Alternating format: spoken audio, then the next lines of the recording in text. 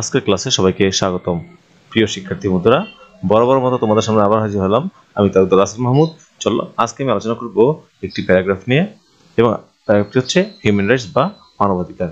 চলো আজকে আমরা হিউম্যান রাইটস বা মানবাধিকার এই প্যারাগ্রাফটি নিয়ে আলোচনা করি।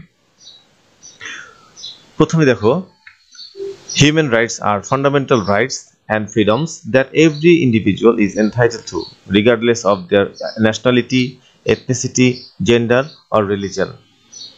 মানবাধিকার হলো মৌলিক অধিকার এবং স্বাধীনতা যা প্রতিটি ব্যক্তির জাতীয়তা, ধর্ম, লিঙ্গ বা বর্ণ নির্বিশেষে প্রাপ্য। These rights are based on the principle of equality and dignity, ensuring that everyone can live a life free from discrimination, violence and oppression.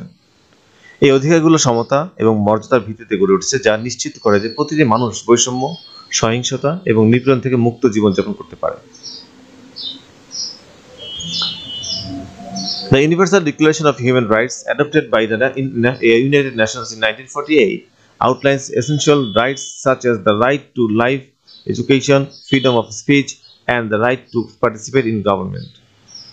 1948 সালে জাতিসংঘ কর্তৃক গৃহীত বিশ্ব মানবাধিকার ঘোষণা মূল অধিকারগুলি নির্ধারণ করে, যেমন জীবন, শিক্ষা, মত প্রকাশের স্বাধীনতা এবং সরকারের সাথে অংশগ্রহণের অধিকার।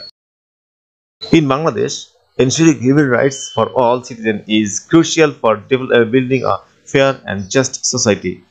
বাংলাদেশের সকল নাগরিকের মানবাধিকার নিশ্চিত করা একটি ন্যায্য এবং সুবিচারপূর্ণ সমাজ প্রতিষ্ঠার জন্য এটি অপরিহার্য। However, challenges such as child labor, gender inequality, and restrictions on freedom of speech still exist. তবে শিশুশ্রম, লিঙ্গ বৈষম্য এবং মত প্রকাশের স্বাধীনতা নিয়ে নানা চ্যালেঞ্জ রয়েছে। It is important for students to understand the significance of human rights and to stand up for the right of others. ছাত্রদের জন্য মানবাধিকার গুরুত্ব বুঝে অন্যদের অধিকার রক্ষার জন্য দাঁড়ানো খুবই প্রয়োজনীয়।